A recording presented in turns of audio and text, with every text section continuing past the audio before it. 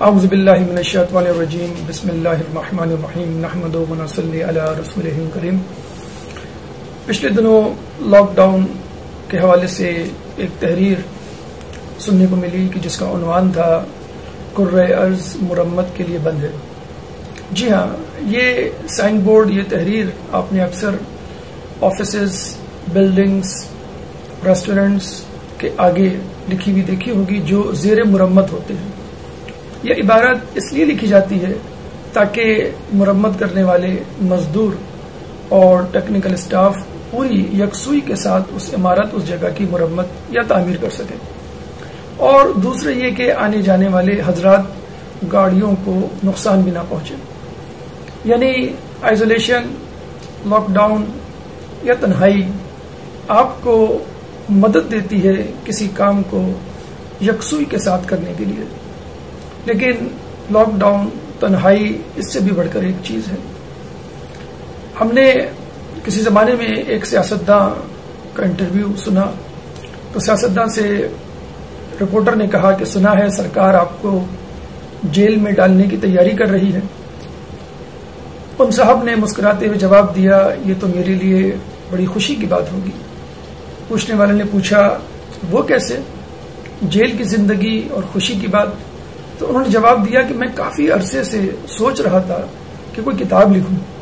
لیکن فرصت ہی نہیں مل رہی تھی۔ اگر سرکار نے مجھے جیل میں ڈال دیا تو پھر فرصت ہی فرصت ہوگی، اور ایک برسوں کی خواہش اور کام جو میرا التوا میں پڑا ہوا ہے، پینڈنگ میں پڑا ہوا ہے، وہ پائے تکمیل کو پہنچ جائے گا۔ لیکن ہم سمجھتے ہیں کہ تنہائی یا آئسولیشن یا لاک ڈاؤن اس سے بھی بڑھ کر ایک چیز ہے۔ ابو علی سینا، فارس کا، مسلمان دنیا کا، بلکہ عالم اسلام سے بھی بڑھ کر کرۂ ارض کا، اپنے زمانے کا بہترین طبیب، اس کے زمانے میں جب متعدی بیماری یا کمیونیکیبل ڈیزیز یا وبائی امراض دریافت ہوتے ہیں تو ایک طریقہ تجویز کرتا ہے، اور یہ کہتا ہے کہ مریض کو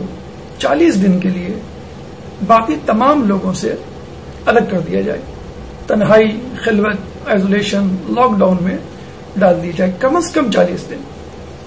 اور ان 40 دنوں کو اس نے الاربعین کا نام دیا۔ اربعین عربی میں 40 کو کہتے ہیں۔ چنانچہ 40 دن تک اس مریض کو آئسولیشن میں رکھا جاتا، لوگوں سے الگ تھلگ رکھا جاتا۔ اس کے 2 فائدے ہوتے، ایک تو اس سے بیماری دوسروں میں منتقل نہیں ہوتی، یعنی چھوت کی بیماری یا کمیونیکیبل ڈیزیز، اور دوسرا یہ کہ خود اس کو اپنے اوپر توجہ دینے کے لیے ایک آرام دہ ماحول مل جاتا، وہ یکسوئی کے ساتھ اپنی صحت کی طرف توجہ دیتا، ڈاکٹرز کی ہدایات پر عمل کرتا، اور اس کا علاج کرنے والے معالج بھی یکسوئی کے ساتھ اس کا علاج کرتے۔ جب اٹلی کے تاجر فارس آئے اور وہاں پر جب ابو علی سینا کا تجویز کردہ الاربعین یا قرنطینہ جسے عربی میں کہتے ہیں، ایک اور لفظ، کا مشاہدہ کیا تو انہوں نے اپنے ملک جا کر اس کو رائج کیا، اور وہاں پہ انہوں نے اپنی زبان میں اس کو کوارنٹینا کا نام دیا، اور جب یہ لفظ یورپ کے انگریز ملکوں میں پہنچا تو کوارنٹین بن گیا۔ تو آج کا کوارنٹین جو کہ کرونا کے حوالے سے پوری دنیا میں موجود ہے، اور ہر شخص اس کوارنٹین میں کسی حد تک جزوی یا کلی طور پہ زندگی گزارنے پر مجبور ہے، اسی الاربعینہ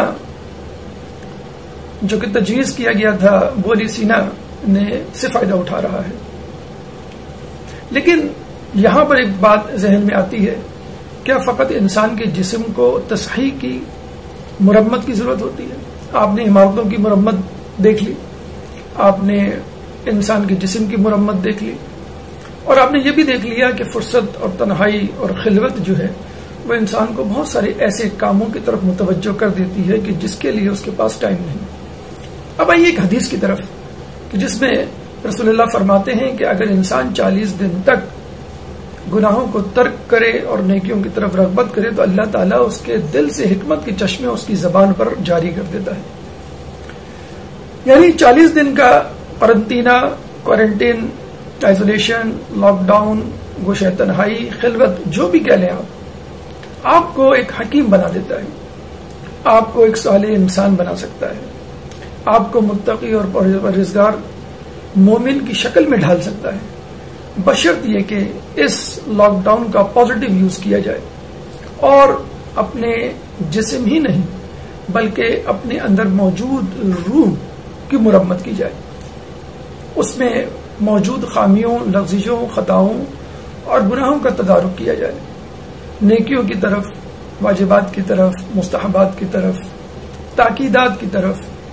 نیک اعمال کی طرف رجوع کیا جائے۔ چنانچہ یہ کوارنٹین، الاربعینہ یا لاک ڈاؤن آپ کے لیے ایک رحمت ہے، اور اس کو زحمت سے رحمت میں فقط اسی وقت تبدیل کیا جا سکتا ہے کہ جب آپ اپنے جسم کے ساتھ اپنی روح کی بھی طہارت کا اور روح کے گناہوں کا سدباب اور علاج تلاش کریں۔ آئیے اپنی روح کی، اپنے نفس کی مرمت کیجیے، ورنہ آج آپ جس کمرے میں لاک ڈاؤن کی صورت میں موجود ہیں، کم از کم چل پھر رہے ہیں، اپنے ہاتھ پر ہلا رہے ہیں، لیکن موت آنے پر آپ کو اتنے چھوٹے کمرے میں منتقل کر دیا جائے گا کہ جہاں فقط لیٹنے کی گنجائش ہوگی، وہاں ہاتھ پیر تو کیا آپ زبان بھی نہیں ہلا سکتے۔ چنانچہ اس لاک ڈاؤن سے فائدہ اٹھائیے، اور اس سے پہلے کہ آپ اپنے کمرے سے قبر میں منتقل ہوں،